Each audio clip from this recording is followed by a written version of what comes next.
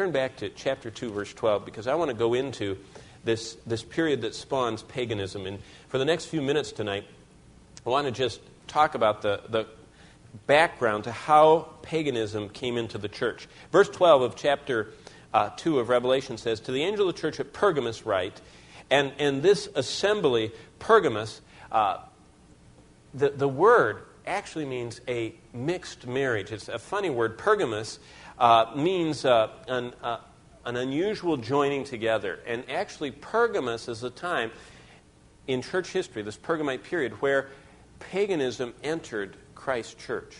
And we know that from history. It's the time of Constantine, 313 AD, the legalization of Christianity. But this assembly pictures that. Historically, as John wrote this, in 95 AD, Pergamos was a very old city.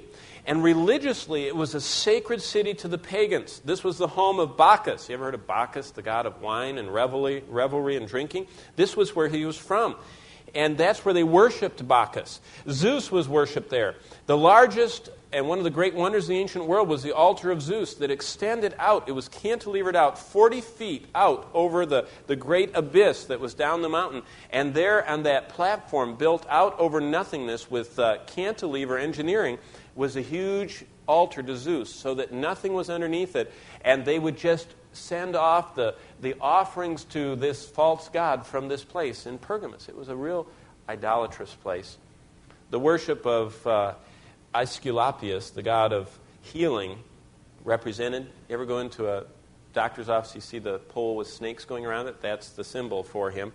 And that was where he was worshipped. And by the way, you could come to this city and lay on the ground at night, and they'd let snakes crawl over you, and it would supposedly heal you if you didn't have a heart attack, right? But you notice what it says in verse 12. It says it was the place where, look at the end of verse 13 actually, where Satan dwells. Actually, at that time, at that point in history, in 95 AD, through the worship of Bacchus, orgies, revelry, drunkenness, through the worship of Zeus, the king of the gods, and all of that stuff, and through the worship of Aesculapius, false healing and snakes and all that, there was so much adoration for these false gods that Satan actually had his center, his outpost, where he permeates earth with his evil. Actually, in that city, at that time, his throne was there. And the Lord points that out. He happened to be running his global operations at that time out of that city. As Ephesians 6 talks about thrones, dominions, principalities, and powers, that's where Satan was headed.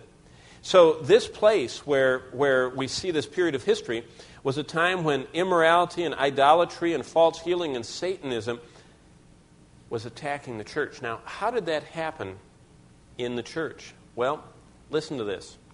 The Ephesian period was a decline of fervor. The Smyrna period was a time when the church began to get formal. The Pergamite period was a time when the true faith of Christ became mixed, joined with paganism.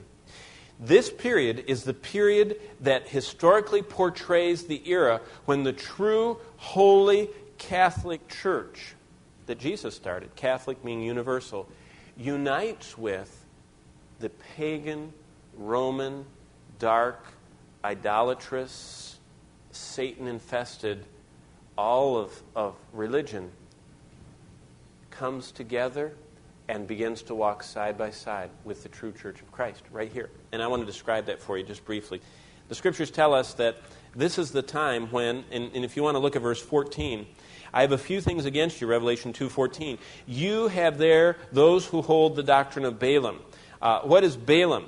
Well, if you remember anything about this, Balaam was the one who allowed people to live in immorality. Balaam, remember, he was called in Numbers 22-24 up, and he was supposed to curse Israel, and instead of cursing Israel, God made him bless Israel. And so the Moabite king says, what can we do? And he says, well, you can't curse them directly, but what you can do is, if you can't beat them, join them. He says, send the women of Moab down with all their idolatrous worship and have them bring it immorally into the camp of Israel, and God will kill them. And you don't have to, and that's what Balaam did. That's what Balaamism is. It's this compromising of Christians, allowing them to live in sin and evoke the wrath of God.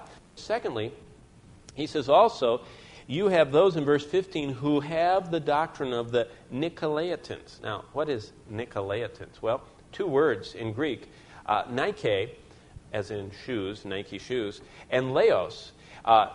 Nikao means to conquer, and Laos means people. So it's when the people get conquered people. And this speaks of people lording over the church, self-made prophets who rule institutions, the church with rods of iron, who build ecclesiastical kingdoms of wealth and power. And by the way, that's what's still with us today. Religion has spawned more greed, wealth, and power than anything else.